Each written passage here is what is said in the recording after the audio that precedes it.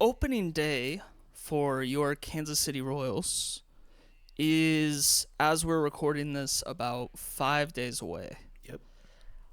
And I don't know if there's a single human on Earth more excited about it than me. So let's kind of get into some of the talking points as we are about to start the regular season. Starting off, we are likely going to have to begin the season with what I would refer to as kind of a mid bullpen. Even though I'd argue if we put the best 8 guys out there in our bullpen that we would have one of the best in the league. Why do we have to do that? Or why are we choosing to do that at least? Good question. That is because of this thing called options. In the MLB, every player starts out with 3 major league options. And what an option is when you are at the major league level, a team might decide you're doing bad or need to go down to AAA for whatever reason. And so they're going to use one of your options to send you down. If you don't have an option available, if you're out of it, either because all of your options were used or you have too much major league service time, they can't option you down. And instead, they have to waive and or DFA you, which gives other teams the opportunity to claim you. And one of the good things about that is you get the money back that you would otherwise owe them for the rest of the year, but you obviously lose that player.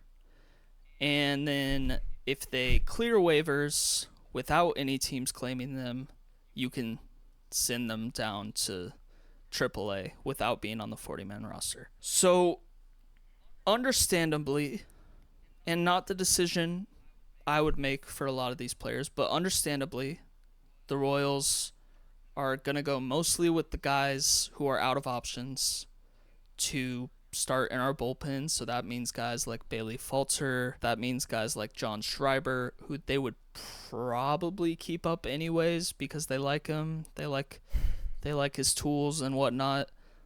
I have been convinced to move on from him, but that's neither here nor there. It means Alex Lang, who is a new addition to our team. And there was actually some confusion about if he had options available or not, but it was recently confirmed he does not. So people like Luinder Avila are going to be in AAA, and that's not just because he has options. That's also because they want him to eventually be a starting pitcher, so they want him to get starts in the minors. People like Ryan Bergert, they want to get starts in the minors. It all really comes down to the last spot, which is going to be between Daniel Lynch and Steven Kolick. And some people seem to disagree, but in my opinion, if healthy, that spot is going to go to Steven Kolick.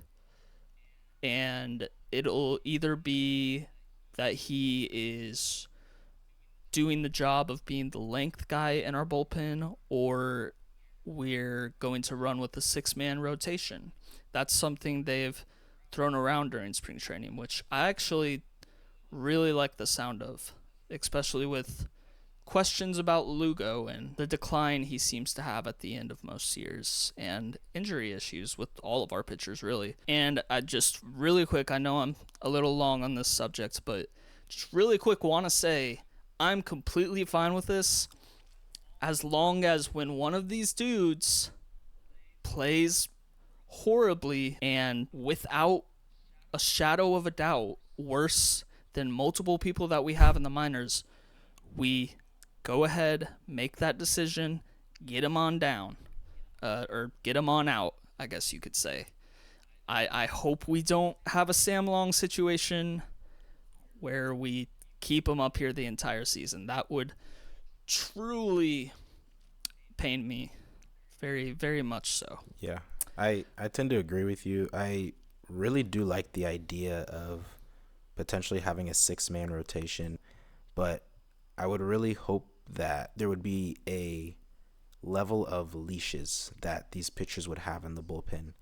A guy like Schreiber, I think he should have the shortest leash of them all, and some combination of either Lynch or Kolick potentially being the next guys, depending on how they play. If they play well, keep them up. But if they're showing signs and the guys in AAA are performing, you got to bring them up. Speaking of opening day, it is going to be about as fun of a matchup as you could find. We are going up against the Atlanta Braves. That means the first game is going to be Reagans against Sale. You really couldn't ask for two better lefties in the game besides Skubal. That means a reunion with Mike Yastrzemski, who, fun fact, currently leads all spring training players in home runs. That is a shock, but good for him. That is definitely something. And then the most exciting part about it, something that was very exciting with the Atlanta-Kansas City matchup at Kauffman last year, we have Michael versus Ronald Acuna Jr., cousins, who always have a lot of fun when they face each other, always seem to make each other better. That's playing together, that's playing against each other. And both of them just won the World Baseball Classic. And, you know, in terms of their relationship, I bet Ronald feels like he has a little something to prove now that his cousin got MVP over him. I'm really looking forward to it. I don't think he'd ask for a better series to start off the season. Exactly. And as this regular season is about to begin, you know, I'm in the process of becoming a bit of a data analyst, if you will. So, you know, I've messed around with the numbers, you could say. And I have a little AL Central projection that I'd like to share with you, if you don't mind. Absolutely, do it. This year is interesting for the AL Central. The Royals should be a lot better. Detroit should still be very good. Cleveland shouldn't be good, but they always are. The White Sox should be much better, but not necessarily good. And Minnesota should be bad, but people definitely think they're going to be better than I think they will be. So my projections for the AL Central at the end of 2026, it's going to be first place, your Kansas City Royals, with a record of 89-73. This is a hot take around the numbers world and what other people are projecting. This is a very hot take.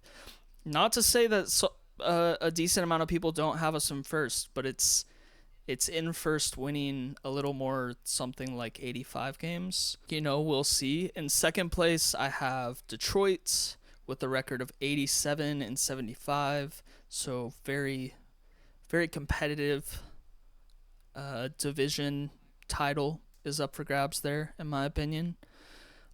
After that, I have Cleveland missing the playoffs with a record of 82-80. Then I have the White Sox with a very, very, very well improved record of 77-85. I really just love all of their trades and all of their signings this offseason.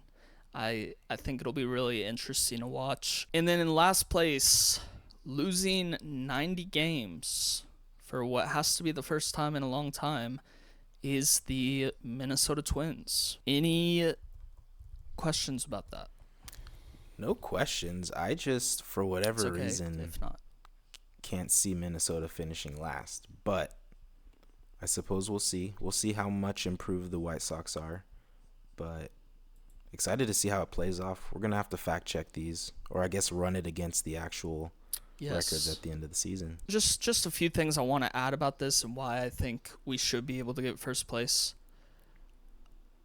I think it's just like the most obtainable it's ever been, as long as management doesn't get in the way as long as management makes sound decisions. And I mentioned earlier that we're starting off with a worse bullpen than we could. That is the one thing that makes me a little nervous, because if we put the best 8 guys out there in our bullpen, it would almost be hard for Q to mess it up, to go to the wrong guy at the wrong time. So that makes me a little nervous, but I'm not going to preemptively just say that that's going to be a problem. It just could be. I do think first is very obtainable. I also think the energy of this team is going to be so much different this year. Bringing in Kags and Jensen to go along with energies like Vinny and Michael, I think will bring just an explosion of energy to the K. I think Kags and Jensen both have very youthful, fun energy. They're not scared to do a bat flip every now and again. They're not scared to really just scream and celebrate every time they do something. And I think Michael has had times where he's felt like he has to tone that down a bit, because there's really not that many other players on the team that he can that share his energy. So I think that's going to make him feel more comfortable. And I think we saw Vinny unlock a whole new level of enthusiasm with Team Italy and the WBC.